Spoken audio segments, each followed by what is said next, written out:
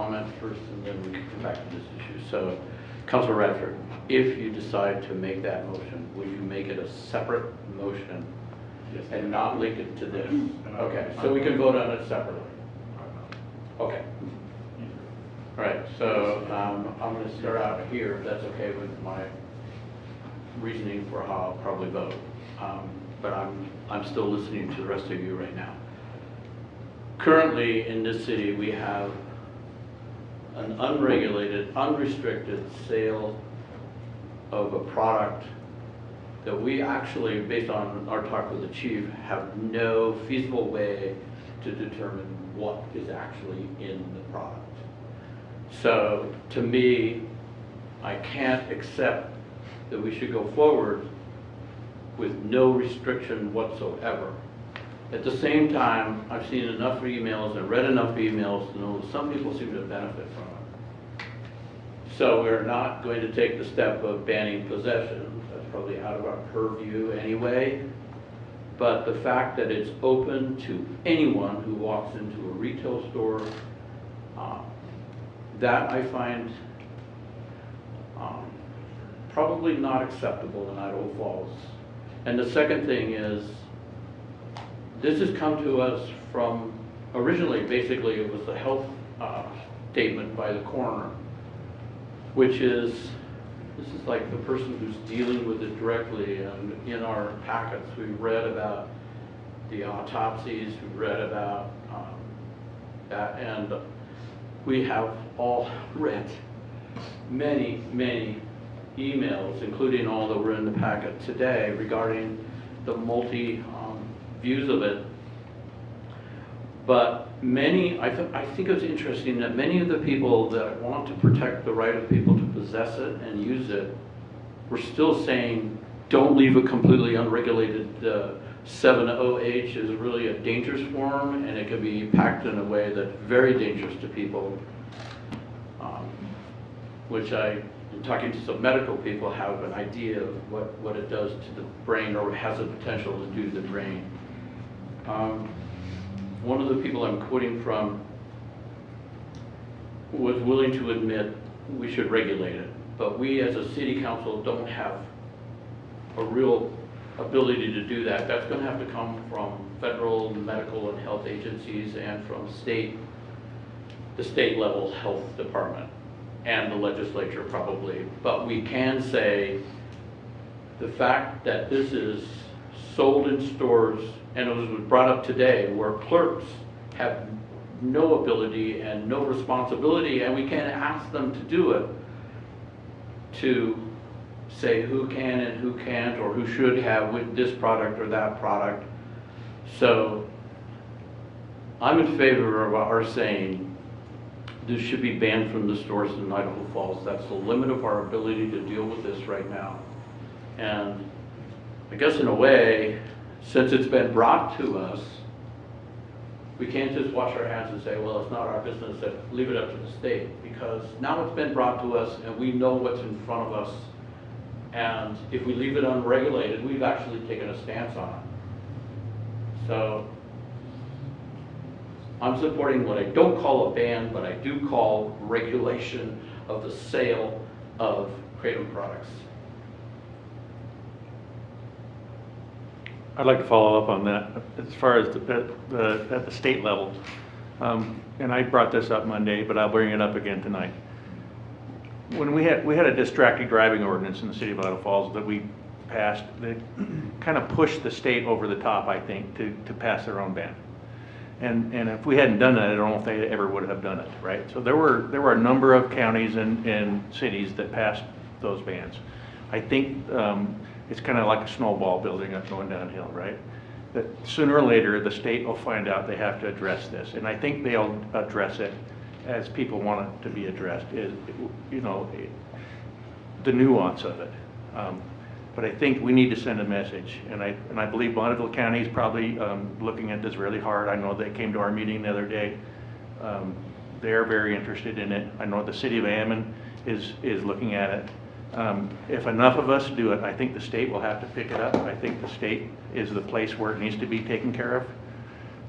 You know, I would actually not like to be in this position tonight, but we are, and here we are, and you know, I spent 26 years working for the fire department. I was a paramedic for 9 of those years, and I saw what spice did to people a number of years ago, and it was outlawed, and it wasn't deadly, but it was incapacitating.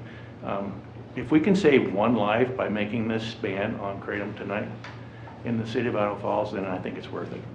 Thank you. Councilor Larson? City government has a responsibility to protect the citizens that we're called to serve, that we said that we would serve. The best data that we can gather right now says that banning the sale of kratom is the best thing we can do to help accomplish that goal. And so I'll be supporting the ordinance to ban the sale.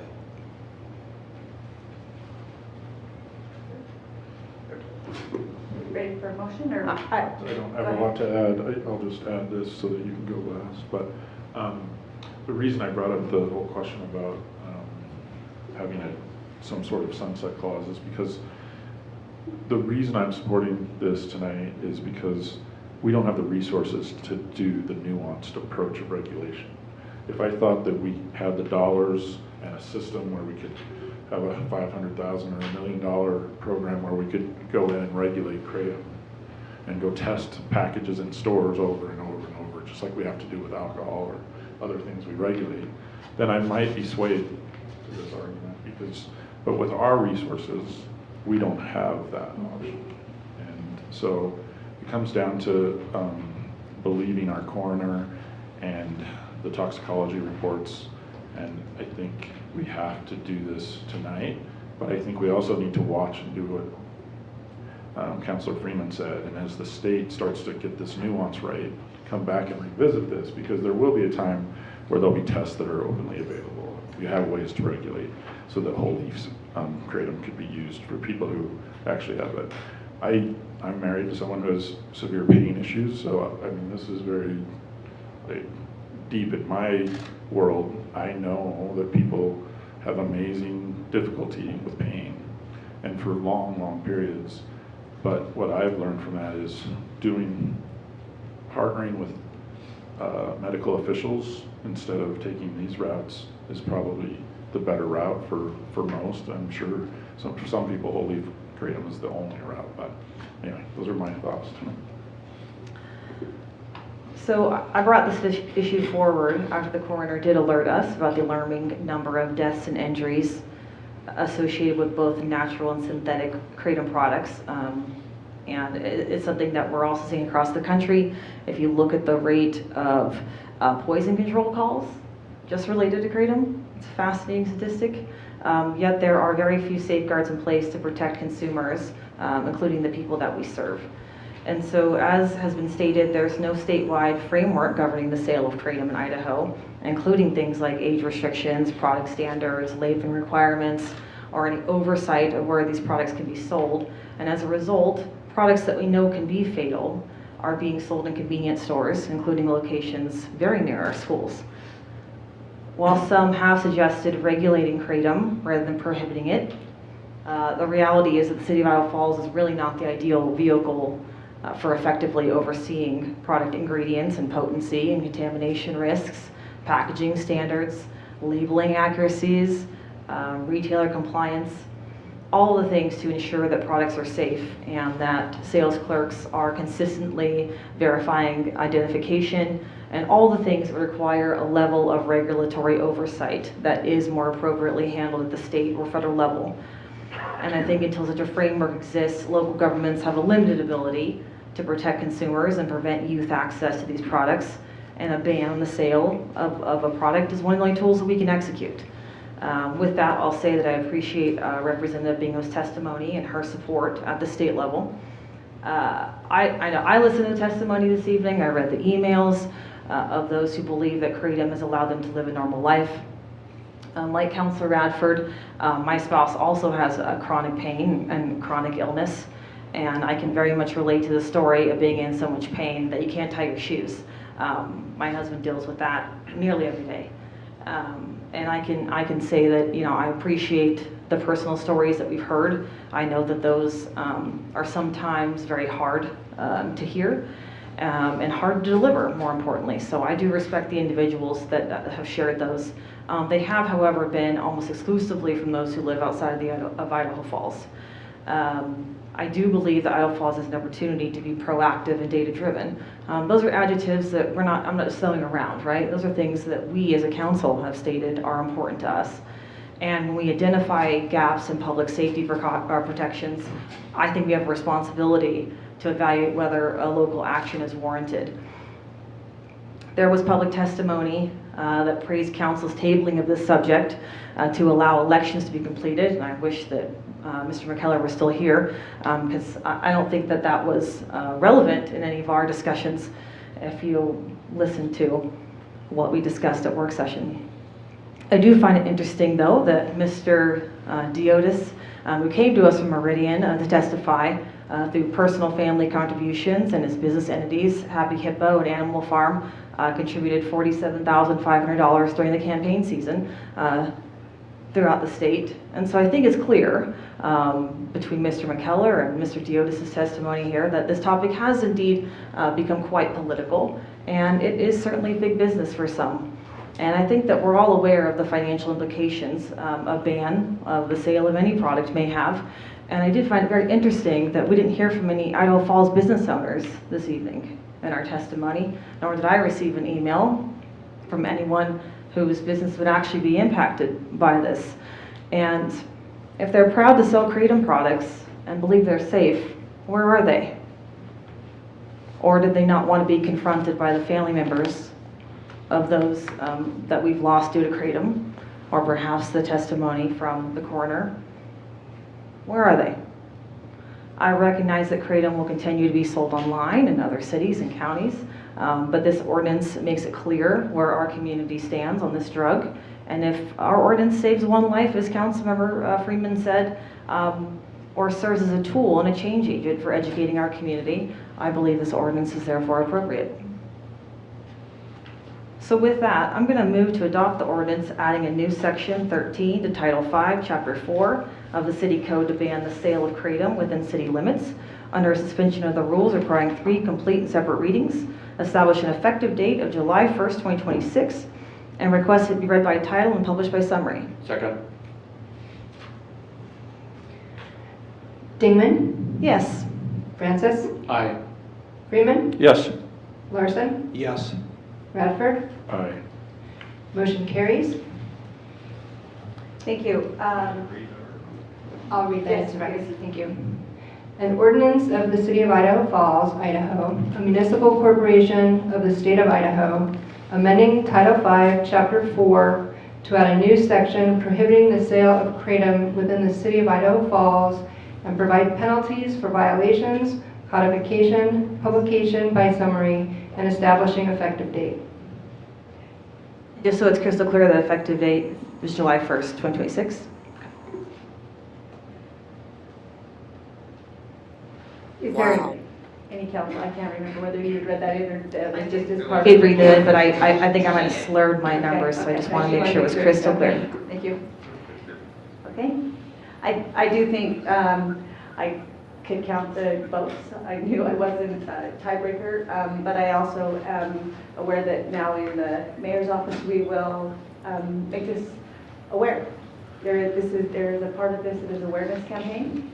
Once the city makes that action, then we, move forward and make schools aware, and there is an awareness campaign that moves forward, because I do sympathize with parents who have no idea that these products are sitting on the shelf and really do have some consequences to our youth. So that is something that we will address with the Idaho Falls Police and through the mayor's office and through the school districts. Okay, our next item tonight, council, is coming to us from Community Development. Oh, well, hey.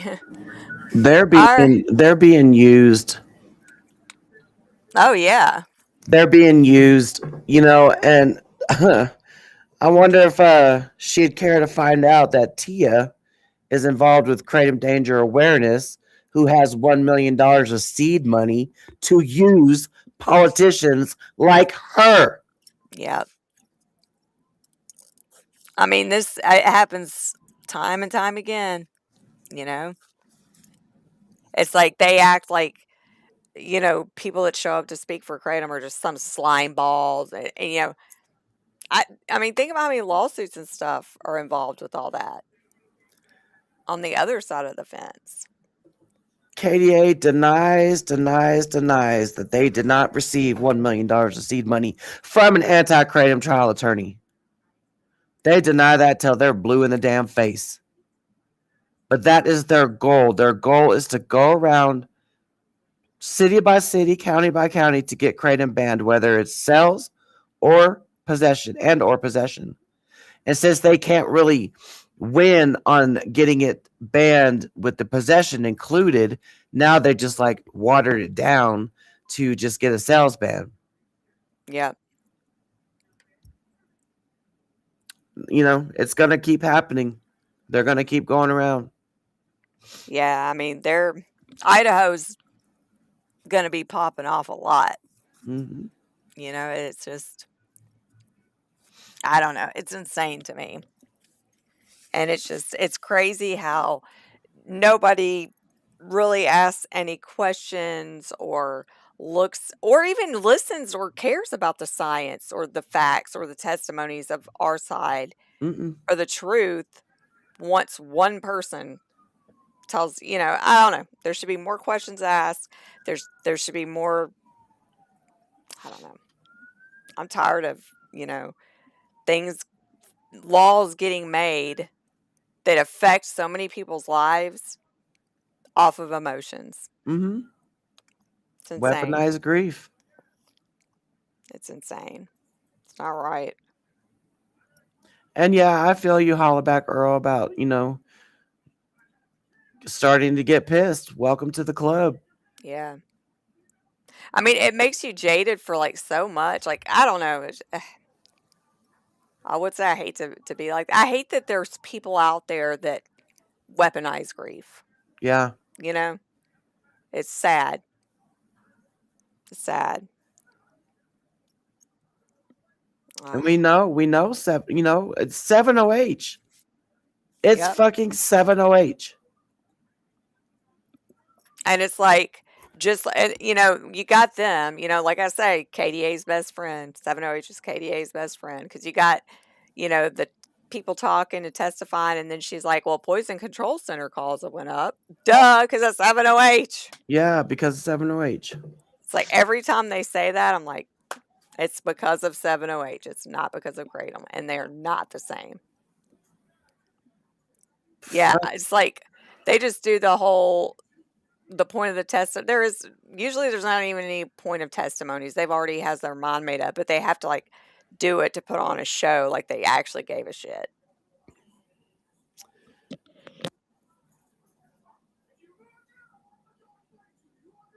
I can't even see the profile pics.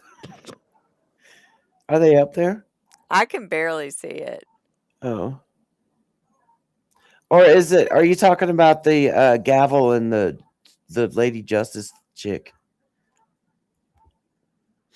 No, he's saying Cody has one. Cody has a cool profile pic. I don't know what that is. Let's see. Oh. Yeah, I can't even see what it is. Yeah, that's little on our screens. It looks like a TV, like a box set. Probably from The Exorcist. Dude, that looks like some 1920s boxer, they put their fist up. I don't even know what that is. I'm gonna have to go on my phone and look at y'all's profile pics now. All right. Well, we're gonna go. I'm gonna go.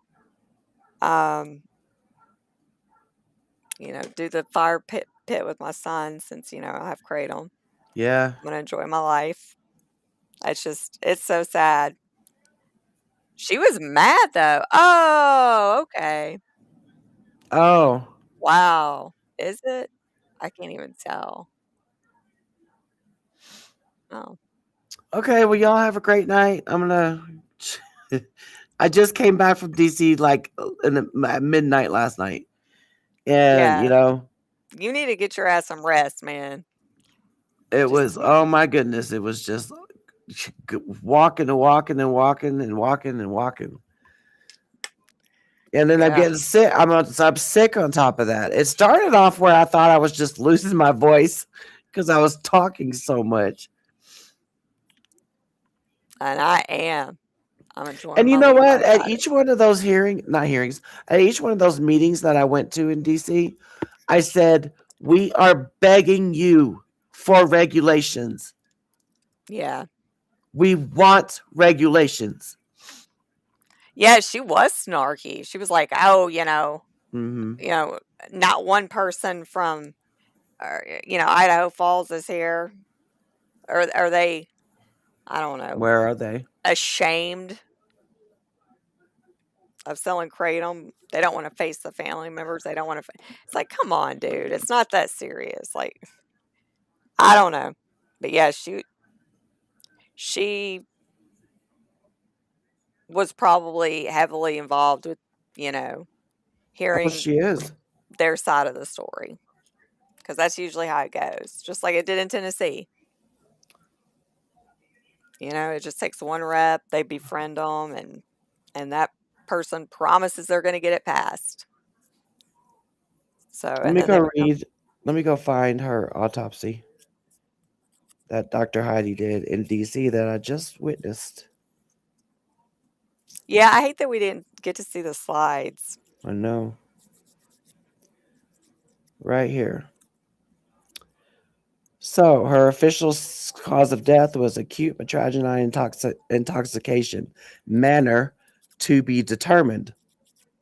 Substances at scene not tested was trazodone, cyclobenzaprine, methylcarbinol, found at scene omitted from the toxicology panel. Then she has sertraline, 690 nanograms per milliliter, above therapeutic range. Stomach contained no plant material. Hmm. Let me repeat that. That woman that y'all saw testify earlier, the mother, her daughter had no plant material in her stomach. Yep. And that lady said her organs was green. Yeah. Get out of here, man. Yep. Dude, the found on scene kills me. Mm-hmm. Or, oh, well, a family member told us that he was taking kratom, and they just literally stop everything. Yeah. Well, no more. We're just going to determine that. Just, throw the hands up in the air and be like, this is a mitragynine death. That's why I'm going to rule it. Now I'm going to go out to dinner. Get off my back. Yep. Lazy ass. It's like, dude, after what happened with the whole COVID thing and people like dying of, I don't know, suicide or, car wrecks and them listing it as a COVID death, like for people to still trust all that, to not even think, even think about it, Yeah. like, I don't know. It's not right.